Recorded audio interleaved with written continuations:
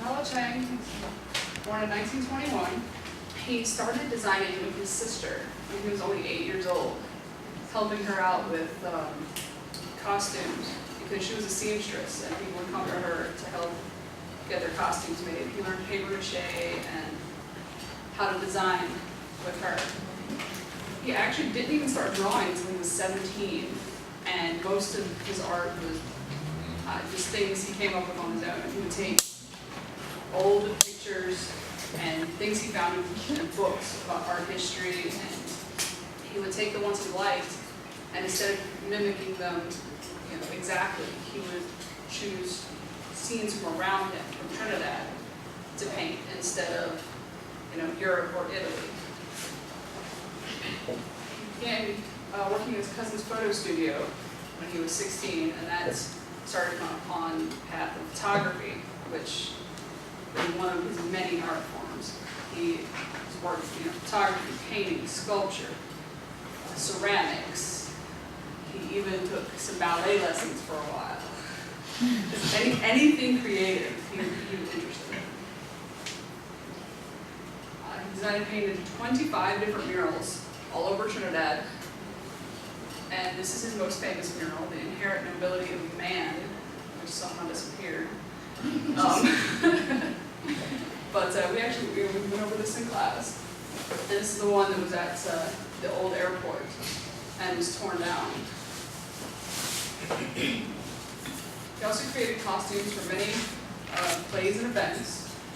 And here we have, this is actually created for Miss Universe, 1970.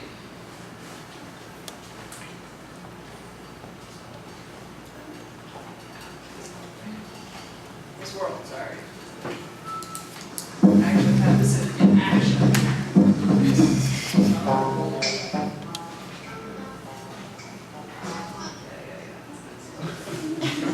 There it is. Here it is. It's a brief moment, but it's nice to see that actually. Yeah, this is for Miss Granada.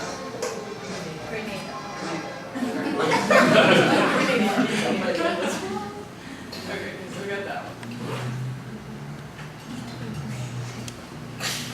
That's the drawings, original drawings of the dress. And he was also part of the national design committees for the coat of arms and the national flag. This is actually an early design that I found while going through the things they have in the library here at UWI versus what the final design ended up being. I personally like the little armadillo. Yes. And we have another video of him actually talking about the flag design. Of letters from all parts.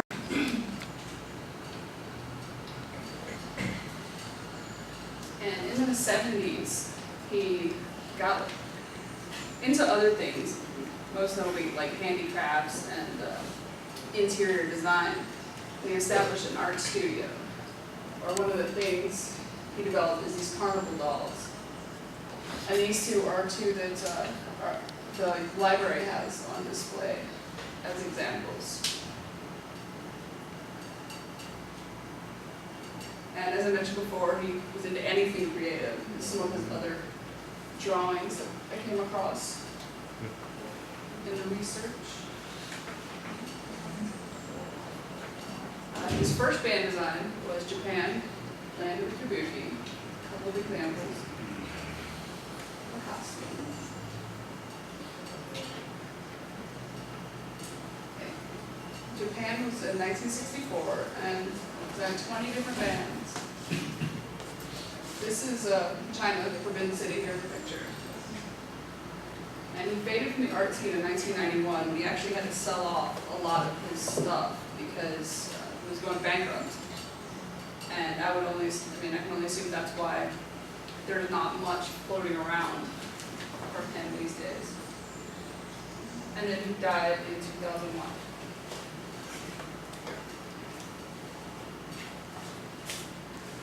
If we were to define the work of Carlisle Chang, you would use words like genius, brilliant, But if you were to define Chang the man, you only need really one word: meticulous. He simply wrote everything down. I don't know if it's from the he was from an age where you just would write a lot, make notes of everything you did in the day, or if it was his education. But maybe just his process, because everything he wrote down. When you look through the archives, I mean, you could even tell what he had for breakfast on a particular day, because he would write that down and it was not in sort of calendar sort of book. He would make his own calendars. As you see here, this is from 1984. This is all the dates coming up here. He'll be saying what he'll be doing in each time when important things would have to be in. But this would be just one calendar. You would have different things happening at the same time. So that's one's for business, this is personal. And sometimes they would even overlap. You can see the one calendar, he's talking about going to Tobago and being ill in Tobago and barely making it back to Piarco, and what he did for the rest of his day. That was just how he was. He wrote everything down. And when he approached his mass, it was the same way. He gets inspiration, he researches, he builds a story, then he builds characters, then he draws, then he maps out everything, pricing out everything. I mean, the amount of paper, I mean, stuff like this would be done, and then he would do his drawings over them as he was inspired more and more. His inspirations came from anything. At one point we saw when he, it's like a paragraph in Newsweek that became an idea for him. Then he researched the area. Then he came up with stories. When he did Japan, he wasn't simply designing, saying, hello, we're going to bring Japan and we'll do Japan. He wanted to bring Japan literally to the streets of Trinidad. When he talks about, when you see in his writings, when he discusses the method of how each member of the cast, because I said he's building a story, it's almost like a play. So each character, you would know exactly what they were, from their status, what colors they would wear, and he was meticulous in finding very authentic fabrics. We saw areas where he had, this person would wear this weight of fabric. So I could only imagine what it would be like to play mass with them. Because when you were playing that, you knew exactly who you were. And that was very important to him. I can see from his sketches as well, how he would walk through his process. You see, those from Japan, like this one here, this meticulous one here from Creatures. When you would actually, you have the fashion drawing over here, but then you would have his detailed drawings of exactly how it would be made. And there are other drawings as well. I mean, this is the, simple example. But lots of designs, how we walk through different designs for the helmet. And you have there what material will be used in each area. It's very meticulous about how, measurements down to the T, everything was done. You had nothing to think about. When he gave you, you could run exactly from that. As I said, extremely meticulous. Look at this drawing, exactly where it would fall on this body. This is the king, I think it's the king. Yeah, exactly where everything would fall on the body. When we look at the costume as well, look at the designs here. First sort of fashion drawing I would go with it, and the reality is over here, exactly where he would break through on this designs here.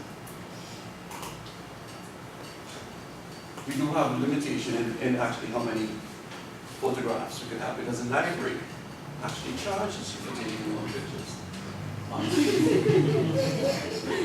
Yes, they do. Even though you're not doing anything with it or going anywhere for presentation, actually would charge you for each picture you took of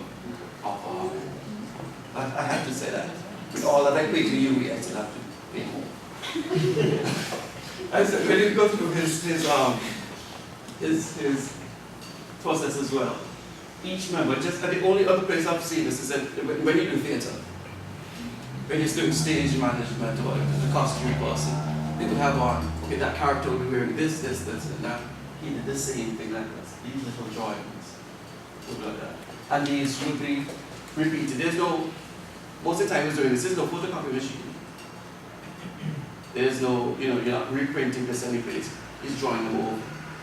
And those drawings you see of his costumes, these are on like 24 by 30 cardboard pieces. They're huge, and they're all done by hand and painted. And you go to a mask app and you say, okay, I want to play that, or whatever it is. It's not as if you could do it and go and color photocopy it or whatever it is. These are all drawn, painted by hand. So you will see maybe 3 or 4 of the same ones, but they're all done from scratch. And as I said, they're really huge pieces on chipboard or cardboard, maybe card. And these again, this is some of his sections here. Where did we kind of people? And see all of these coming out here. The colors that it would be in his, how he would break down his, as he called them, a cast. Because you're playing mass, and this is the cast that plays in it. Yeah, the unique thing about We Kind of People is, at least that I found unique, is in one, band of the year, and it was based on a dream that a woman had and brought it to Stephen Lee Hung, and who took it to Carlisle Chang to make it a reality. And this woman's dream turned into these 16 sections that I really wish I could have found pictures of. But the archive is huge, and at times mislabeled. Yes. So you think you're getting one thing and you're getting another thing, but I mean, it's really huge. But this is one example from his this writing was really interesting to look at as well. In one box, I found at least 6 different versions of his biography, in which he wrote himself and updated. So you know exactly, who he knows where he came, where his family came from in China, which province. He actually has the Chinese given name of Feng Cheng, which means beautiful spring. But all the information you need on him is there, and it's for somebody to really, and probably with money, somebody with money. They charge you each picture you take. Somebody with money to go through and actually look through this work. But this is Carlisle Chang. Yeah, just some of the other drawings that were either on the internet or that we found during our research. I have no idea what bands most of these are from. I mean, some of them are clearly that's China. I didn't say they're over on the far side.